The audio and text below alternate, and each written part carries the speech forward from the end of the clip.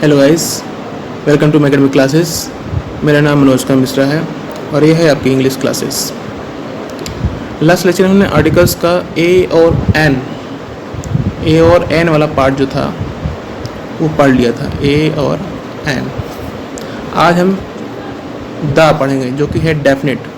ये इनडेफिनेट था, आज हम डेफिनेट आर्टिकल पढ़ेंगे जो कि है द। तो चलिए शुरू करते हैं। उससे पहले please subscribe the channel and press the bell icon. और अगर वीडियो पसंद आ रहा है तो प्लीज़ उसे लाइक शेयर फॉलो करना ना भूलें। चलिए शुरू करते हैं। डेफिनेट आर्टिकल जो कि है द, यह है डेफिनेट आर्टिकल। ये यूज होता है रिफ़र करने के लिए। किसको रिफ़र करने के लिए? मैंने बताया था कि ए एन जो ऐसी चीज़ें होती हैं जो इंडेफिनिट, जो नहीं पता होती हैं, अनिश्चित होती हैं, उनके साथ यूज़ करते हैं। पर द जो है वो पर्टिकुलर चीज़ के लिए यूज़ करते हैं। पर्टिकुलर मतलब क्या होता है?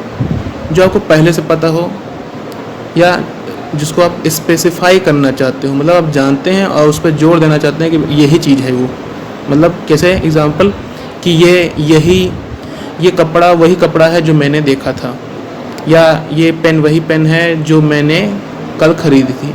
तो इस टाइप का जब पर्टिकुलर करते हैं, कोई चीज़ पर्टिकुलराइज करते हैं, तब हम द का यूज करते हैं। मतलब पर्टिकुलराइज थिंग और पर्सन को भी आप ले सकते हैं। पर्सन को भी अगर पर्टिकुलराइज करते हैं कोई चीज़ को या पर्सन्स को, तो हम द का यूज करते हैं। फॉर एग्जांपल समझने की कोशिश करिएगा। जैसे इंडेफिनिट आर्टिकल का कैसे था कि let's buy a suit. Let's buy a suit, चलो एक सूट खरीदते हैं। अब देखिए सूट है नाउन, इसके पहले ए लगा है, मतलब उस सूट के बारे में हमको नहीं पता। चलो दुकान चलते हैं, देखते हैं कोई सूट अगर अच्छा लगा तो ख़रीद लेंगे। तभी सूट नहीं पता है कैसा भी होगा, अगर अच्छा लगेगा तो ख़रीद लेंगे। पर क्या हुआ, वो गए शॉप पे, उन्होंने सूट देखा, अच्छा लग गया उनको, ठीक है, उनको अच्छा लगा, पर पैसे नहीं थे अभी पूरे। मतलब वो सूट 2000 का था पर पैसे नहीं थे पूरे। तो उन्होंने सोचा कि चलो घर चलते हैं, कल आकर दोबारा इसको ख़रीद लेंगे। तब घर आए, दूसरे दिन क्या हुआ, दूसरे दिन फिर देखिए लेट्स बाई द सूट। अब वो क्या बोलेगा? घर आ चुका है, दूसरे दिन जाना है, तो अपने दोस्त या किसी को बोलेगा कि लेट्स बाई, चलो खरीदते हैं 10 सूट। अब देखिए ए सूट नहीं है, 10 सूट, चलो खरीदते हैं वह सूट जो हमने देखा था। We saw in the shop. मतलब चलो उन्होंने दुकान में वो सूट देख लिया था, अब आज जा रहे हैं खरीदने, आज पैसे लेके जा रहे हैं पूरा खरीदने। कल पैसे कम थे, आज हम पूरा पैसे लेके जा रहे थे, तो अब बोलेंगे लेट्स बाई द सूट। अब द लगा रहे हैं क्योंकि अब वो कर रहे हैं पर्टिकुलराइज, वही सूट खरीदने जा रहे हैं जो उन्होंने देखा था, पसंद आ गया था। तो वहाँ पे द का मतलब वही सूट, वही आ गया, मतलब फिर पर्टिकुलराइज कर लिया। पर्टिकुलर का मतलब यही है कि उनको पता है कि वो कौन सा सूट है। तो यही है निश्चितता, इसको बोलते हैं डेफिनेट आर्टिकल्स। इनके कुछ रूल्स होते हैं, मतलब ये द हमेशा आप कहीं के साथ, किसी के साथ लगा सकते हैं, कहीं नहीं, कहाँ लगा सकते हैं, कहाँ नहीं लगा सकते हैं, तो वो रूल्स होते हैं। तो एक एक करके रूल्स पढ़ते हैं। चलिए, तो पहला अगर रूल्स की बात करें तो है कि द जो होता है, ये द आप यूज कर सकते हैं कब? Use for a singular. ये सिर्फ सिंगुलर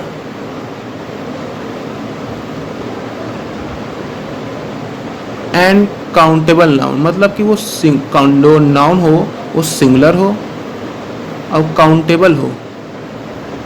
जैसे कि आपका था, उसमें मैंने बताया था कि आपका इंडेफिनिट में, तो वहाँ पे ए और एन कब यूज़ कर सकते हैं? सिंगुलर और काउंटेबल है। तो द भी सिंगुलर और काउंटेबल नाउन के साथ यूज़ कर सकते हैं, पर कंडीशन है, यूज कर सकते हैं इफ़, कब? यदि इट हैज़ मेंशन्ड बिफोर। मतलब अभी जैसे सूट था, सूट के पहले हमने ए लगाया था ना, इस एग्जाम्पल देखिए, सूट के पहले ए लगाया था, पर हम सूट के सामने द भी लगा सकते हैं। पर कब लगा सकते हैं? ओनली इफ़, अगर उसके साथ पहले से मेंशन हो, मतलब वो इफ़ ऑलरेडी मेंशन्ड, मतलब उस चीज़ को आप पहले ही बता चुके हैं या देख चुके हैं। देखिए इस सेंटेंस में यहाँ हमने मेंशन कर रखा था कि वो सूट पसंद, वो गए थे सूट देखने। अब वो सूट जो देखे हैं उसी सूट को लेने जा रहे हैं, इसलिए दा लगा है। वो पहले से मेंशन था इसलिए दा लगा है। तो पहला रूल यही है कि आप सिंगुलर और काउंटेबल नाउन के साथ दा लगा सकते हैं, बट कंडीशन यही है कि आपको वो पहले से मेंशन्ड हो, पहले से ही पता हो, मेंशन्ड, ऑलरेडी मेंशन्ड। एग्जाम्पल के लिए चले देखते हैं। Example, a girl came to my house. एक लड़की मेरे घर पे आई, एक बच्ची मेरे घर पे आई। तो यहाँ देखो गर्ल्स के सामने ए लगा हुआ है, मतलब वो लड़की, मुझे नहीं पता था कौन है, वो आई। Second sentence, the girl was feeling hungry, मतलब मुझे नहीं पता था कौन गर्ल है, पर वो भूखी थी। वो लड़की जो आई मेरे घर वो भूखी थी, वो लड़की भूखी थी, मतलब किसी दूसरे की बात नहीं कर रहे हैं, बात उसी कर रहे हैं जो लड़की मेरे घर आई थी, वही लड़की भूखी थी। तो यहाँ पे ऑलरेडी मेंशन हो चुका था, इसलिए हमने यहाँ पे गर्ल के आगे दा लगाया। चलिए रूल सेकंड की तरफ चलते हैं।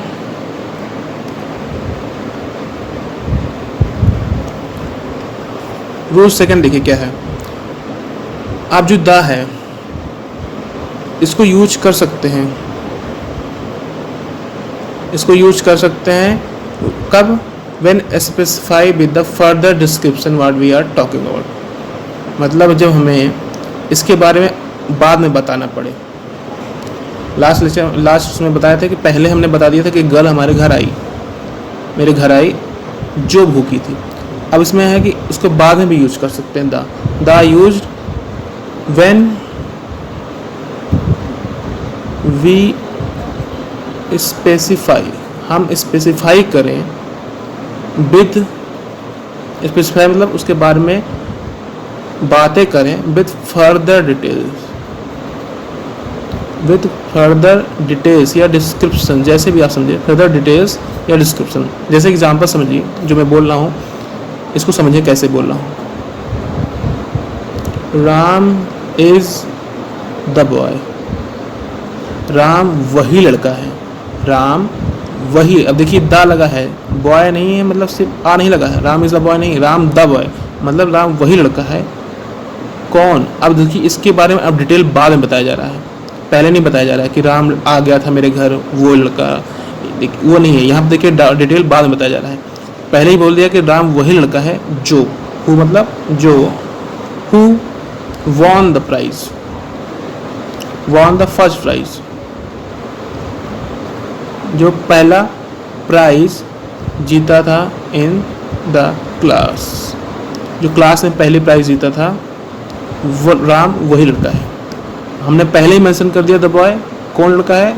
अब उसके बारे में डिटेल देखिए, डिटेल मतलब क्या था ना, फर्दर, उसके बारे में आगे चल के बात कर रहे हैं। तो यहाँ देखिए उसके बाद है, पहले मेंशन कर दी, उसके बाद बातें कर रहे हैं। Won the first prize in the class. तो द यहाँ पे इस तरह यूज हो रहा है कि आप पहले ही दा लगा दीजिए और उसके बारे में बाद में बता दिए। थर्ड रूल क्या कहता है? सुपरलेटिव्स। सुपरलेटिव डिग्री बताया था ना, सुपरलेटिव डिग्री आपको पढ़ाया था एडजेक्टिव में। तो सुपरलेटिव बताया था वहाँ कंडीशन कि दा लगता है, तो जितनी भी सुपरलेटिव डिग्री होती हैं वहाँ आपको दा लगेगा ही लगेगा। ये मैंने एडजेक्टिव में जब कंपैरिजन पढ़ाया था तो वहाँ बताया था कि सुपरलेटिव की पहचान ही है कि दा लगेगा। जैसे एग्जांपल से समझिए, बताया था कि she is the most beautiful girl in the class.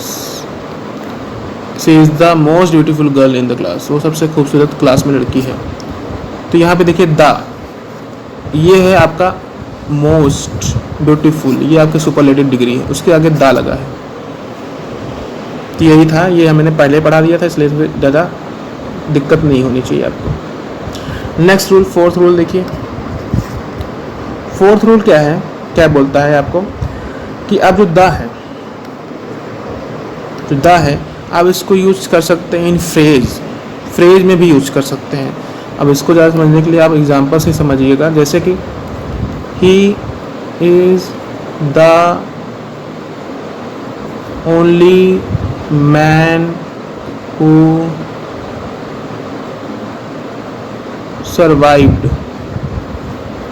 He is the only man देखिए एक फ्रेज है। ओनली मतलब यहाँ ओनली जो है एक फ्रेज है जिसके आगे दा लगा रहे हैं कि वो एक लौता आदमी था। पर यहाँ पे अब एक लौता आदमी था, यहाँ तक ठीक था, पर आपको उसके बारे में उस आगे डिटेल देखिए, डिटेल है ना, डिटेल बताने जा रहे हैं तो आपको दा लगाना पड़ेगा।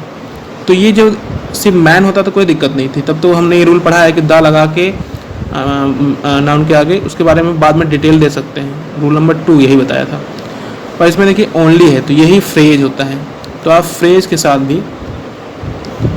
साथ भी दा लगा सकते हैं। तो यही फ्रेज है ओनली जो है, दा ओनली, ऐसे कुछ वर्ड्स होते हैं जैसे बता दे रहा हूँ आपको, दा only, the last, the first, ये सब आपके फ्रेजेस होते हैं। The first, the previous, the flowing. Rule number 5 क्या कहता है दा के बारे में, कि आप दा जो है उसको यूज कर सकते हैं। दा can be used, can be use कब कर सकते हैं, दा can be used with a noun representing class को दिखाएं। दा यूज कर सकते हैं विद नाउन, ऐसे नाउन जो क्लास को दिखाएं। अब क्लास का होगा कौन सा क्लास, क्लास 4, क्लास 5, क्लास 6, नहीं, ऐसे क्लास नहीं, वाली क्लास नहीं है। हम क्लास की बात कर रहे हैं जहाँ पे ग्रुप हो, मतलब जाति समुदाय को दिखाए, जाति या समुदाय को दिखाए। जैसे कि कुत्तों की पूरी जात होती है, डॉग, जो डॉग होते हैं पूरी जात को दिखाते हैं।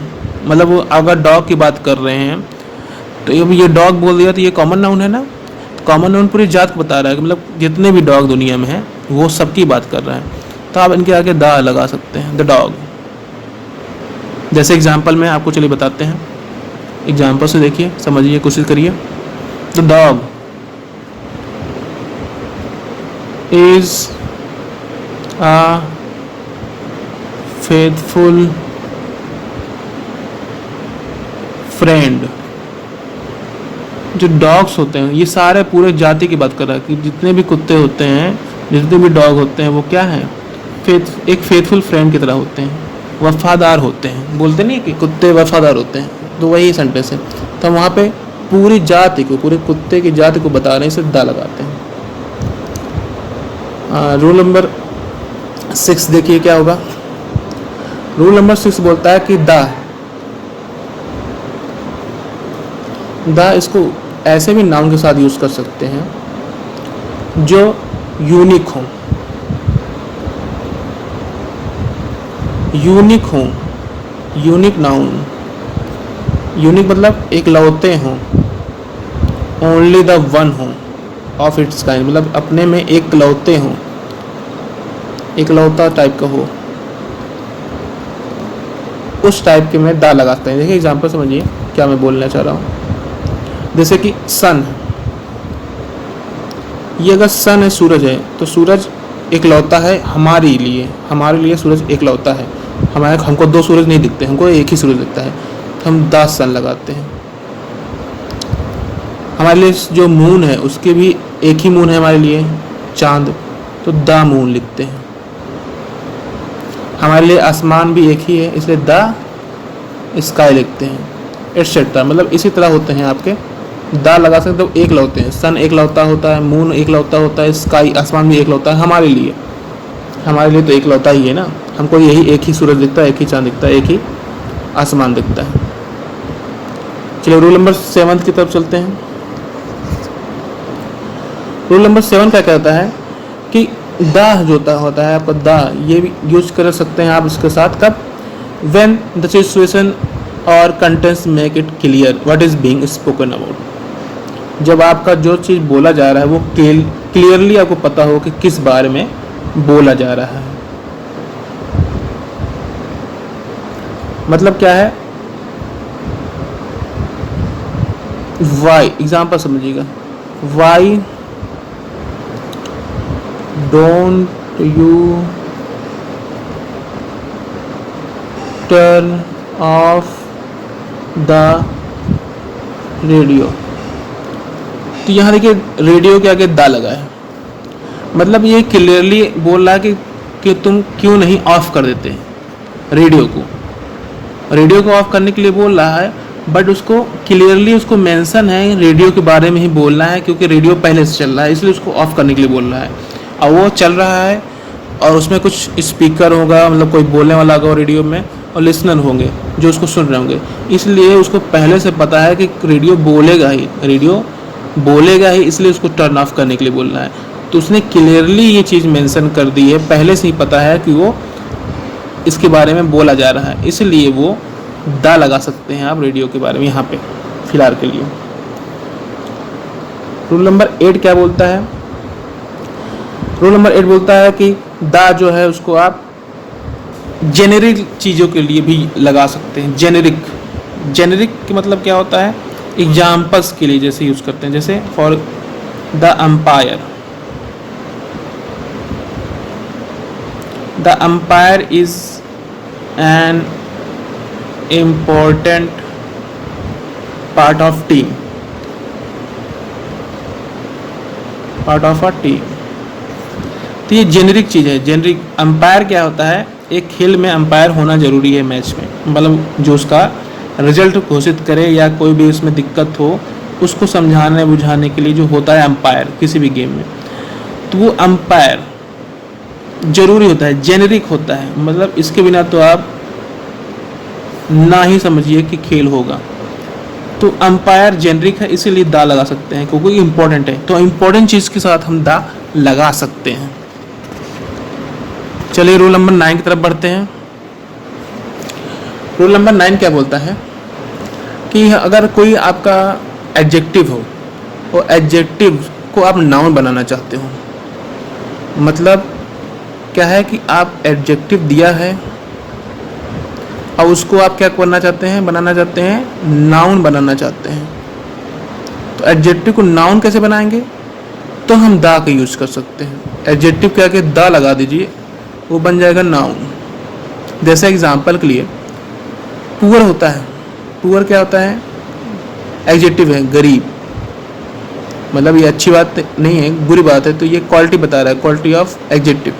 तो पुअर गरीबी, गरीबी है जो, गरीबी एक एडजेक्टिव है आपका।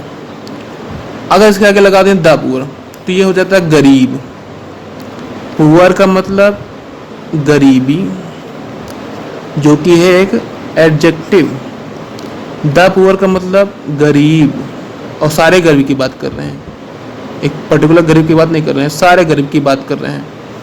तो यहाँ पे द पुअर, यहाँ पे होता है गरीब, तो फर्क क्या है? यहाँ पे गरीबी है और यहाँ पे गरीब है, दा लगा दिए, अब ये क्या बन गया? नाउन है, ये आपका एक नाउन है। तो ऐसे कर सकते हैं, एडजेक्टिव को हम नाउन बना सकते हैं। रूल नंबर 10 क्या बोलता है? 10 बोलता है कि आप दा का प्रयोग रिवर्स के लिए, मतलब दा आप कहाँ कहाँ लगा सकते हैं?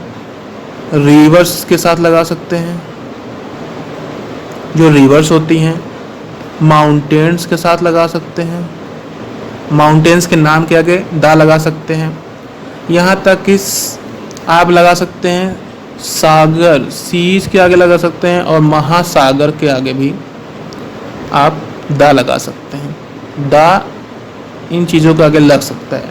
फॉर एग्जांपल जैसे कोई द गंगा, आपके रिवर है गंगा ना, तो द गंगा हो गया। माउंटेन क्या है आपका? हिमालय है, तो द हिमालय हो गया, हिमालयाज हो गया, माउंटेन हो गया। और कोई सागर, सागर कोई होगा आपका द इंडियन ओशन, देखिए महासागर Indian ocean, the Indian ocean. और सागर का होगा the red sea, the black sea. तो ये सब के आगे हम दा लगा सकते हैं, रिवर, माउंटेन, सी और ओशंस के साथ। रूल नंबर 11 दा के लिए क्या बोलता है? दा कहाँ लगा सकते हैं? द हम म्यूजिकल इंस्ट्रूमेंट्स के साथ लगा सकते हैं, म्यूजिकल इंस्ट्रूमेंट्स के साथ, म्यूजिकल इंस्ट्रूमेंट्स के साथ, जैसे कि पियानो होता है, पियानो बजाए हैं आप लोग, तो पियानो जो होता है उसके आगे द पियानो लगा सकते हैं, द पियानो, द फ्लूट, बांसुरी जो होती है एटसेट्रा, तो आप द लगा सकते हैं म्यूजिकल इंस्ट्रूमेंट के आगे। रूल नंबर 12 क्या बताता है आपको कि आप नेशनलिस्ट जो होते हैं, नेशनलिस्ट मतलब जो आपकी क्या कहते हैं फैमिलीज़ हैं, पहले के जो राजा महाराजा थे या कोई देश के रहने वाले हैं, उनके आगे दा लगा सकते हैं। जैसे पहले के राजा महाराजा गुप्ता होते थे, गुप्ता पूरा साम्राज्य था गुप्ता, आपने ईवीएस में पढ़ा होगा ये सब, तो हिस्ट्री का पार्ट है, तो गुप्ता के आगे दा लगा सकते हैं, द गुप्ताज उनका साम्राज्य था, इसलिए हम दा लगा सकते हैं। ऐसे आप क्या हैं रहने वाले, नेशनलिस्ट मतलब कि आप इंडियन हैं, तो आप द इंडियन लगा सकते हैं। ये आपका 12वां रूल था। 13वां रूल क्या बोलता है आपको कि आप जो वेद होते हैं या पुस्तक होते हैं, ये सब हॉली बुक्स, जो द होता है, आप हॉली बुक्स जो होती हैं, जितनी भी हॉली बुक्स हैं, हॉली बुक्स मतलब पवित्र ग्रंथ, हॉली बुक्स का मतलब होता है पवित्र ग्रंथ, जितने भी दुनिया में हॉली बुक्स हैं उनके आगे द लगा सकते हैं। जैसे द गीता, द रामायण, और कोई द वेदास, ये सब आपके क्या है हॉली बुक्स हैं, इनके आगे आप द लगा सकते हैं। रूल नंबर 14 क्या बोलता है आपको द के रिलेशन में कि आप न्यूज़पेपर जितने भी न्यूज़पेपर हैं, न्यूज़पेपर्स हैं, सब के आगे द लगा सकते हैं आप। जैसे द हिंदू, एक न्यूज़पेपर आता है, द टाइम्स ऑफ इंडिया, ये आता है, the Dainik Jagran,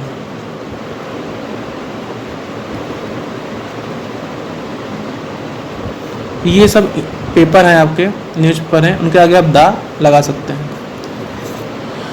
rule number 15 क्या बोलता है कि आप डायरेक्शंस जो होते हैं, डायरेक्शंस दिशाएं, उनके आगे भी द लगा सकते हैं, उनके आगे द लगा सकते हैं। डायरेक्शन मतलब कि the east, the west, north, the south, ये आपके डायरेक्शन के आगे द लगा सकते हैं।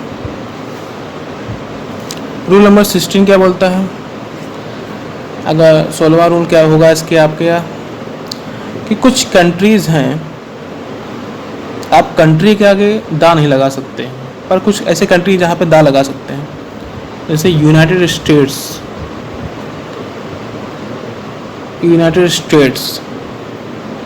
तो ऐसे द इसके आगे द लगा सकते हैं। इसके आगे द कैसे लगा सकते हैं, कॉमन नेम है, मतलब स्टेट्स को ग्रुप किया गया इसलिए द लगा सकते हैं। आप इंडिया के आगे द नहीं लगा सकते हैं, द इंडिया गलत है, आप सिर्फ यूनाइटेड स्टेट्स जो कि ग्रुप बना है, स्टेट्स का ग्रुप है, यूनाइटेड मतलब जोड़ना, जुड़े हुए हैं, कई सारे स्टेट्स जुड़े हुए हैं, इसलिए द लगा सकते हैं। 17 अभी बताता हूँ कि किसके साथ नहीं लगा सकते, वही बताऊँगा अभी।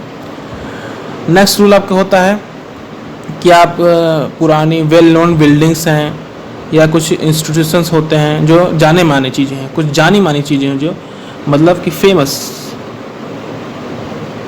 फेमस होंगी जो चीज़ें, उनके आगे द लगा सकते हैं। फेमस थिंग्स, जैसे एग्जांपल में आप बोल सकते हैं द ताजमहल, ये बहुत फेमस है, ठीक है, आप इसके आगे द लगा लिए।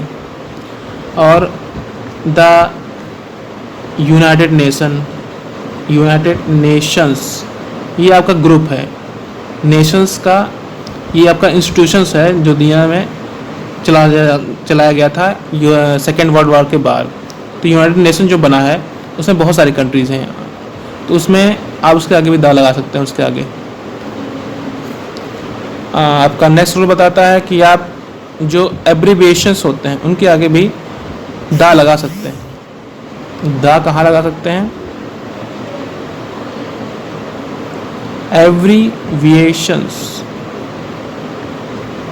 एब्रीविएशंस क्या होते हैं? क्या होते हैं एब्रीविएशंस? जैसे कि लिख दिया गया USA, तो इसका फुल फॉर्म आपको पता होना चाहिए। जैसे कि यूनाइटेड, इसका मतलब होता है United states of America.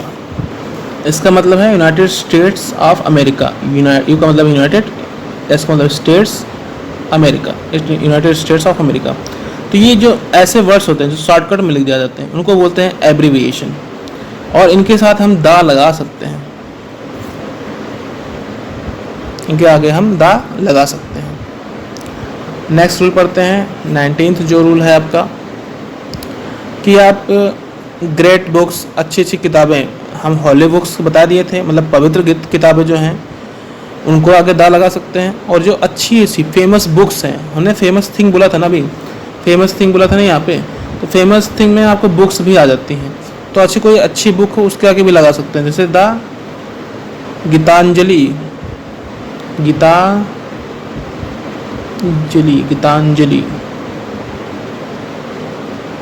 Geetanjali आप ये बुक है लिखा गया है उसके आगे भी दा लगा सकते हैं। फेमस, जो भी फेमस बुक है, मतलब जो भी फेमस चीज़ें हैं उनके आगे आप दा लगा सकते हैं।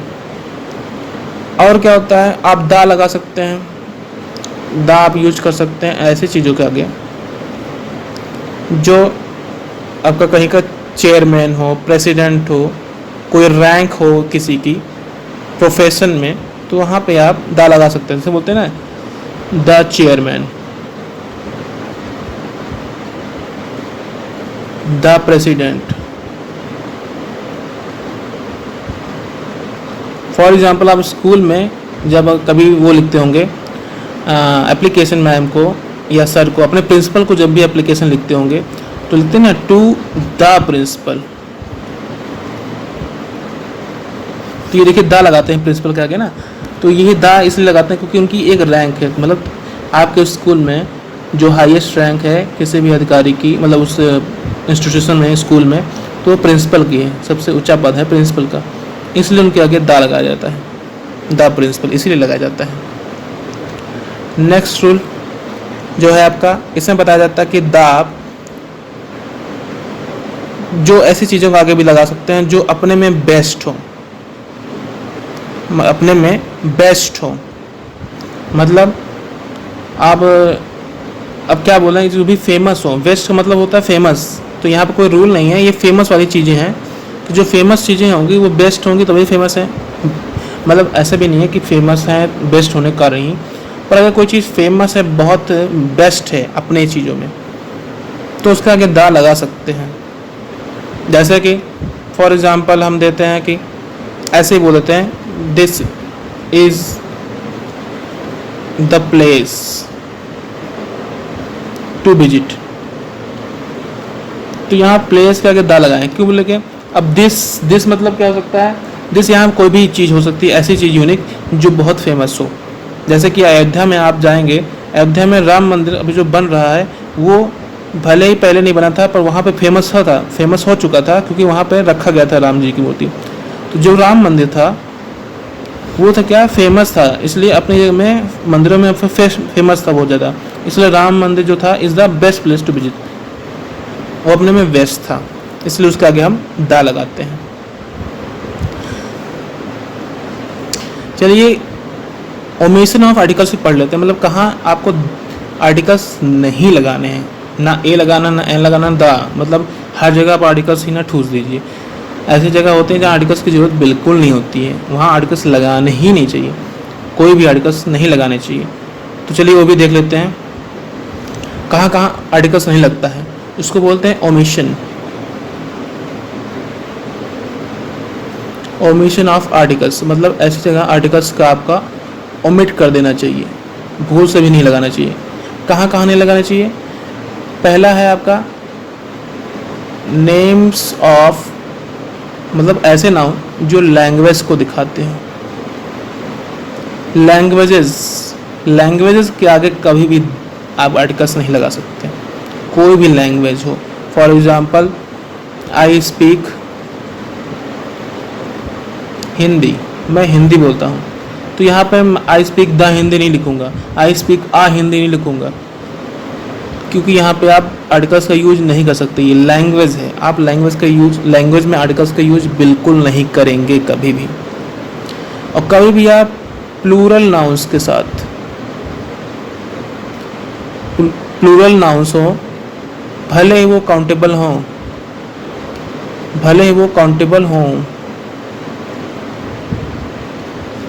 हों, पर वो पूरी इंटायर क्लास को दिखाते हों, इंटायर क्लास मतलब एक पूरी जाति को दिखाते हों, पर वो प्लूरल हों। मतलब जैसे हमने बोला था डॉग बोला था, पर वो सिंगुलर था। ये देखिए डॉग्स नहीं था, हम डॉग बोले थे, ना कि डॉग्स बोले थे। तो जहाँ पे प्लूरल हो और पूरे जाति को दिखाते हैं, तो वहाँ पे आप मतलब वहाँ पे आप कोई भी आर्टिकल यूज नहीं करेंगे। जैसे कि आप बोल जाएगी एप्पल्स अब पूरी जाति को बता रहा है, एक एप्पल की बात नहीं कर रहे हैं। एप्पल्स यहाँ पे हम जनरलाइज कर दे रहे हैं कि एप्पल्स मतलब सारे एप्पल्स जो होते हैं वो क्या होते हैं, आर वेरी स्वीट, बहुत मीठे होते हैं। हम पूरी जात की एप्पल वाली पूरे एप्पल्स की बात कर रहे हैं दुनिया भर के, कि बहुत स्वीट होते हैं, पर इसके आगे हम कोई आर्टिकल यूज नहीं कर सकते हैं, क्योंकि ये क्या है, प्लूरल नाउन है। भले ही आपको ये काउंटेबल बता रहा होगा, बट ये प्लूरल नाउन है और ये पूरी जात को दिखा रहा है, तो इंटायर क्लास को दिखा रहा है, इसलिए हम इसके आगे कोई भी आर्टिकल यूज नहीं करेंगे। तो हम क्वेश्चन भाई थर्ड में देख लें, जितने भी मटेरियल नाउन होते हैं, मटेरियल नाउन्स होते हैं, पढ़ाया मैंने नाउन्स में, उनके आगे कभी भी आप कोई भी आर्टिकल यूज नहीं करेंगे। मतलब गोल्ड होता है आपका, गोल्ड, कभी आप द गोल्ड या आ गोल्ड नहीं लिख पाएंगे, ना लिखिएगा, गलती से भी नहीं लिखिएगा। अगर कहीं द गोल्ड लिखा है मतलब वो गलत है, उसको सही कर लीजिएगा। इस पर क्वेश्चन बनते हैं इसी तरह। गोल्ड हो गया आपका, हो गया आयरन, हो गया वुड, हो गया, तो इनके आगे कोई भी आर्टिकल्स यूज नहीं होगा, इनके आगे कोई भी आर्टिकल्स यूज नहीं होंगे। 4 देख लीजिए, एब्स्ट्रैक्ट नाउन जो होते हैं, मैंने बताया है एब्स्ट्रैक्ट नाउन जो होते हैं, अगर वो जनरल वे में यूज हो रहा है तो उनके आगे आप कोई भी आर्टिकल्स नहीं लगा सकते हैं। जैसे कि काइंडनेस, ये जनरल बात है, काइंडनेस मतलब दयालुता, अब दयालुता है और उसके आगे आप कोई भी आर्टिकल्स नहीं लगा सकते। ऑनेस्टी हो गया, ये सब क्या है आपके एब्स्ट्रैक्ट नाउन है, इनके आगे आप द, ए, एन कुछ नहीं लगा सकते हैं। एब्स्ट्रैक्ट नाउन के आगे आप आर्टिकल्स यूज नहीं कर सकते हैं। फिफ्थ होता है स्पोर्ट्स, जितने भी हैं स्पोर्ट्स, उनके आगे भी आप कोई आर्टिकल्स यूज नहीं कर सकते हैं। जैसे द क्रिकेट नहीं होता, क्रिकेट जो होता है कि जैसे कि I love cricket, I love the cricket, I love a cricket नहीं होता, तो कभी भी क्रिकेट आगे द लगाइएगा नहीं, या कोई भी आर्टिकल लगाइएगा नहीं। स्पोर्ट्स के आगे स्पोर्ट्स के आगे आर्टिकल्स यूज नहीं होते। मील्स मतलब खाना जो होते हैं, भोजन होता है, खाने कुछ नाम होते हैं ना, उनके आगे भी आप कोई भी आर्टिकल्स यूज नहीं कर सकते हैं। कैसे? जैसे लंच, डिनर, ये आपके मील टाइमिंग है ना, इनके आगे आप द, ए, एन नहीं यूज कर सकते हैं। और क्या होता है आपका फ्रेजेस, कुछ ऐसे फ्रेज होते हैं जहाँ पे आप द, हमने बताया था कुछ फ्रेज हैं कि द यूज कर सकते हैं, पर सारे फ्रेज के साथ आप द यूज नहीं कर सकते, मतलब कोई आर्टिकल्स यूज नहीं कर सकते। जैसे बोलते हैं by name, I know him by name, I know him, मैं उसे जानता हूँ बाय नेम, उसके नाम से जानता हूँ। तो I know him by the name नहीं है, बाय नेम। यहाँ पे आप द या कोई भी आर्टिकल्स यूज नहीं कर सकते, क्योंकि ये एक पूरा फ्रेज है और इसके आगे आप द यूज नहीं कर सकते। I name the by name नहीं हो सकता, आप द बाय नेम नहीं हो सकता, मतलब इस तरह का आप आर्टिकल्स यूज नहीं कर सकते। तो यही कुछ ओमिशंस थे, कुछ रूल्स थे आपको, आप इनके आगे मतलब कोई भी आर्टिकल्स यूज नहीं कर सकते। ध्यान रखिएगा इन सब का, इन पे क्वेश्चन बनते हैं। सबसे इम्पोर्टेंट ये है आपका एब्स्ट्रैक्ट नाउन और मटेरियल नाउन का है। जो एब्स्ट्रैक्ट नाउन है, material abstract noun, material noun हो गया, और ये सब का लैंग्वेज यूज का ध्यान रखिएगा, हो जाएगा। तो आज आपका ये आर्टिकल्स पार्ट जो है ख़त्म हो गया है। अब हम नेक्स्ट लेक्चर में कुछ और पढ़ेंगे, तब तक के लिए गुड बाय, टेक केयर।